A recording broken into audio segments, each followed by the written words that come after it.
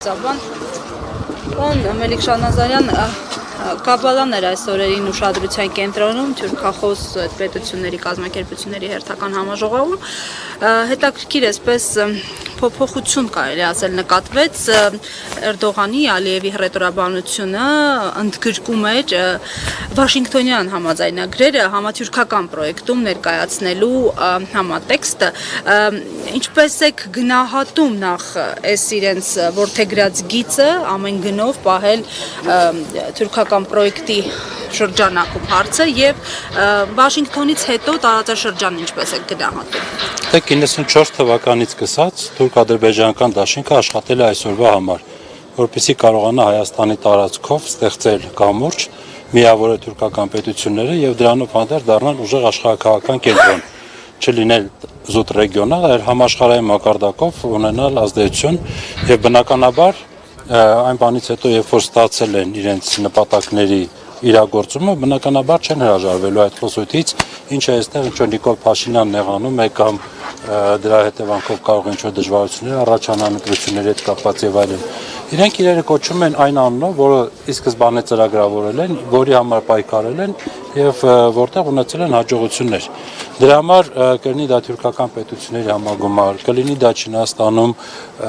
Շանհայյան համագործակցության կազմակերպության գագաթաժողով, թե ՄԱԿ-ի բարձր ամբիոն, իրենք կոչելու են դա Զանգեզուրի միջանց, որովհետեւ բովանդակությունը եւ նպատակները նույնն է։ Այլ հարց է, որ փորձում է մեր իշխանությունը փորձում է խփել, ասելով որ նման բան չկա, միջանցք չի լինելու եւ այլն, բայց իրականությունն այն է, որ կա մեկ ճշմարտություն, որը համընդհանուր է աշխարհի համար եւ դա կապիտալիզացում է այսօր Ալիևի Էրդողանի կողմից եւ կա մեկ ճշմարտություն, որը Փաշինյանն է քարոզում Հայաստանի ներսում, հերթական անգամ ժողովրդին խփելու, մարդկանց քվեն գողանալու եւ իր իշխանությունը երկարաձգելու նպատակով։ Իսկ այլընտրանք էս պահին որ եք դիտարկում, որովհետև ինչքան էլ մենք լսենք ձեր տեսակետները, ընդդիմադիր շրջանակների տեսակետները, որ այս խաղաղության օրակարգը, կեղծ օրակարգը եւ այլն, ամեն դեպքում Փաշինյանի խումբը, Փաշինյանի հակված են հավատալու, որ Փաշինյանը ունի խաղաղության օրակարգ եւ փաստացի իշխանությունը այդ օրակարգը մոնոպոլիայի է ենթարկել։ Պատերազմում պարտության տարված ժողովուրդը, դավաճանված ժողովուրդը, մեծ կորուստներ կրած ժողովուրդը հոգեբանորեն հասկանալի է, որ ուզում է հավատալ, որ վերջացավ, այս տառապանքների վերջն է տրվելու։ Դրա համար այդ խաբեությունը պարարտ հողի վրա է ընկնում, թե մարդիկ ուզում են հավատալ, անկեղծ ես էլ եմ ուզում հավատալ, որ վերջ այսօր խաղաղություն է լինելու այսուհետև եւ մենք ապրելու ենք, մեր զավակները ապրելու են խաղաղ երկրում, բարգավաճելու են եւ այլն։ Բայց կա իրականություն, որը չես կարող դու անտեսել։ Եվ այդ իրականության մասին այն է, ինչ որ ասում է Ալիևը Գաբալայում։ Դա է իրականությունը, որովհետեւ չի լինելու խաղաղություն մեկ բարձ պատճառով, խաղաղությունը չի նվաճվել։ Ամեն ինչ կորցրել ենք տարածաշրջանում սուբյեկտ լինելու հնարավորությունը, կորցրել ենք նույնիսկ մեր ձայնը հնչեցնելի դարձնելու հնարավորությունը եւ ասում ենք, որ մենք խաղաղության խաչմերուկ ենք ապահովում։ Դե մենք մեր երկրի սահմանների անվտանգությունը չենք կարող ապահովել։ Միացյալ Նահանգները չի երաշխավորի։ Միացյալ Նահանգները կերաշխավորի, բայց վախենամ թե այդ երաշխավորելու պահին մոռանա եւ Հայաստանը նորից Ալբանիայի հետ խառնի, Ադրբեջանը Կամբոջայի հետ խառնի։ Հասկանում եք, Միացյալ Նահանգները մեր տարածաշրջանում այսօր այլ խնդիրներ է լուծում։ Այդ խնդիրների շրջանակում Հայաստանի անվտանգության ապահովելը որևէ նշանակություն նրանց համար չունի, գործնականում չունի։ Միացյալ Նահանգները այսօր շատ ավելի լուրջ խնդիրներ է լուծում հարակից տարածաշրջաններում։ Հարավային Կովկասից նրանց պետք է ընդամենը PR-ի հնարավորություններ, որից լիուլի օգտվեց Վաշինգտոնում։ Բայց Նոբելի մրցանակ չստացավ։ Դե հիմա միայն դրանով չէր բավարարված։ Ես այն ժամանակ էլ ասում էի, որ ակնհայտ է, որ իրական գործընթաց Վաշինգտոնում տեղի չի ունեցել, դե Վաշինգտոնը մեծ հաշվով ոչ էլ ներգրաված է եղել վերջի տարիների բանակցային գործընթացում, մշտապես բավարարվել են միայն ողջույնի խոսքերով եւ այլնով, ներգրաված չի եղել եւ այդ իրավիճակում շատ անսպասելի է իմ մոտ տպավորություններ եւ այդ տպավորությունը ժամանակի ընթացքում հաստատվեց, որ Փաշինյանին եւ Ալիևին ինչ որ մեկը ուղարկել էր Վաշինգտոն զուտ որպես նվեր Թրամփին, որ եթե ուզում ես դու այս գործընթացը որպես խաղաղարար երևաս, որպես քո ժողովրդին տված խոստումների իրականացնող նախագահ երևաս, խնդրեմ, այս դες երկու գառնուկ դար գնա քո PR-ը հետները արա, ինչքան կուզես։ Տեսեք, դուք ասացիք, որ մենք կորցրել ենք սուբյեկտայնությունը, տարածաշրջանում մեր ձայնը բարձրացնելու հնարավորությունը, այս պայն անկեղծ ասած չեմ հիշի, թե որ պատգամավորներ ազգային ժողովի ամբիոնից հպարտանում էր եւ նշում, որ մենք ատոմային կայան պետք է կառուցենք եւ առաջարկներ ենք ստացել Ռուսաստանից, Ֆրանսիայից,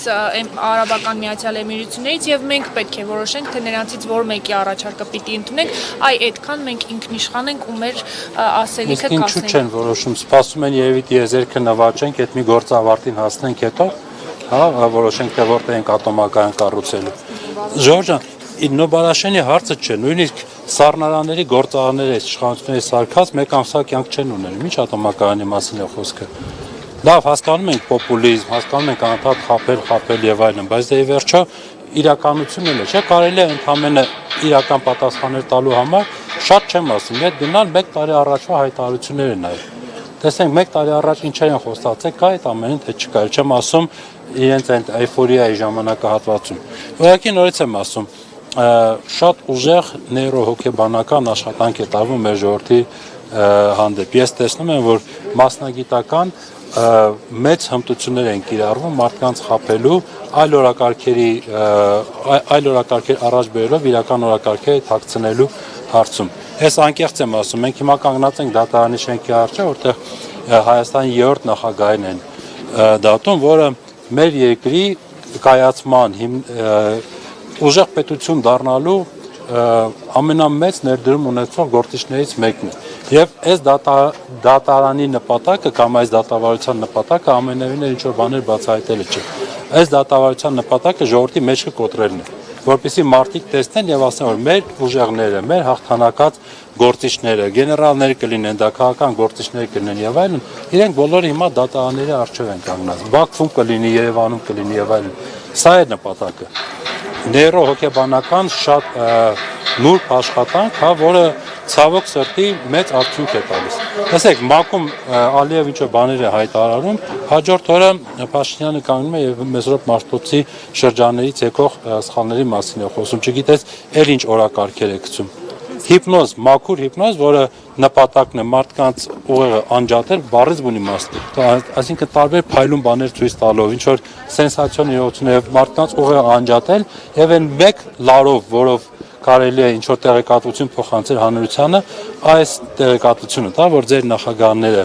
դատվում են, դուք հաղթանակներ չեք ունեցել, դուք հայրենիք չունեք, դուք պետություն չեք ունեցել, դուք արարած չեք ունեցել, այբուբեն չեք ունեցել, պատմություն չեք ունեցել, ընդհանրապես դուք ոչ ոք եք։ Ահա այն է ինչ որ այս պահին իրականացվում է եւ համոզված եմ, որ Փաշինյանը դրա ընդամենը իրագործողն է։ Իսկ ծրագրավորողները ամենայն հավանականությամբ իսկապես Բաքվում եւ Անկարայում են նստած։ Շնորհակալ եմ ձեր տեսակետը։